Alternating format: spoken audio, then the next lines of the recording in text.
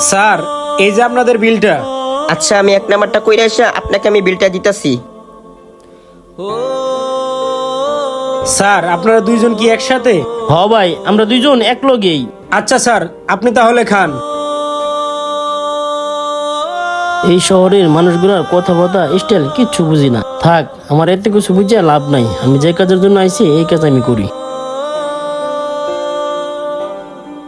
Sir, আপনার লোক তো ওয়াশরুমেও নাই, তাহলে আপনার লোক গেল কই? কি বলতেছেন? উনি ওয়াশরুমেও নাই? আপনার সামনেই তো বললো উনি ওয়াশরুমে গেল। স্যার, আমি তো জানি না আপনার লোক কোথায় গেল, সেটা তো আপনিই ভালো জানেন। ভাই, আমি তো তারে তেমন চিনি না। উনি কই গেছে আমি এখন কেমনে কমু? আপনি কি আমার সাথে মজা নিতেছেন? আপনারা দুইজন যদি একসাথে না আসতেন তাহলে এখানে খাইতে আইছেন কেন? ভাই, আমি তো এই শহরে নতুন, এর লিগে সে আমার লইছে এখন খাওয়ানির লাগিয়া। ভাই, আমি এত কিছু বুঝি না। এই যে আপনি খাবারের বিল দেন। বিল দিতাম? আমার কাছে তো তেমন টাকা পয়সাও নাই। বিল কত? ভাই, আপনার বিল 500 টাকা আইছে, আপনি তাড়াতাড়ি বিল দেন। কি 500 টাকা বিল? ভাই, আমার কাছে তো 50 টাকাও নাই। আমি 500 টাকা বিল দিব কই থেকে? ভাই, আমি এত কিছু বুঝি না, আপনি বিল দেন, বিল দিয়ে এখান থেকে চলে যান। আচ্ছা ঠিক আছে, তুমি যাও, আমি বিল নিয়ে আসতেছি। ঠিক আছে স্যার। তুমি কি এই টঙ্গী শহরে একেবারেই নতুন? আগে কখনো টঙ্গী শহরে আসো নাই?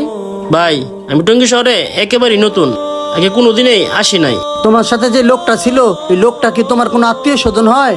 না, এই লোকটা আমার কোনো আত্মীয় স্বজন হয় না। আমি স্টেশন দিয়ে যাইতেছিলাম, তখন উনি আমারে ডাক দিল।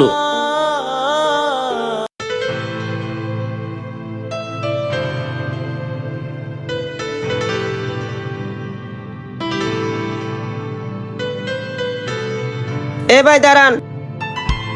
কি হয়েছে ভাই? তুমি কি এই শহরে নতুন?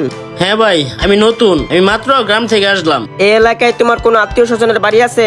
না না না ভাই, আমার এই শহরে আত্মীয় স্বজন কেউ নাই। আমি শহরে কাজের জন্য আসছি। কাজের জন্য আসছো? আমার একটা কাজের ছেলে দরকার। দেখো, আমার কাজটা খুব সেনসিটিভ। আমিও অনেকদিন ধরে গ্রামের একটা সরল সোজা ছেলে খুঁজতাছি। আর তোমার দেখে মনে হইতাছে তুমি একজন সরল সোজা। তোমারে যদি আমি একটা কাজ দিই, সেই কাজটা কি তুমি করতে পারবা? অবশ্যই, আপনি যে কাজ দিবেন সেই কাজই করতে পারবো। খাওয়া দাওয়া করছো? না করলে আমাকে বলো, তোমাকে খাওয়াই নিয়ে আসি। খাওয়া দাওয়া করবেন? আচ্ছা ঠিক আছে, চলেন। আচ্ছা ঠিক আছে, চলো। প্রত্যেকটা শহরে এরকম কিছু কিছু বাটপার আছে, মানুষের দুর্বলতার সুযোগ নিয়ে অনেক কিছু হাতিয়ে নেয়। তুমিও এরকম এক বাটপারে পাল্লায় পড়ছো। তোমারে দেখা মনে হইতাছে তোমার কাছে কোনো টাকা পয়সা নাই। তোমারে চাকরি দেওয়ার কথা বলে রেস্টুরেন্টে আইনা তোমার উপরে বিল চাপাই দেয় সে ভাইগা গেছে। এখন ভাই আমি কি করবো? আমার কাছে তো 500 টাকা নাই।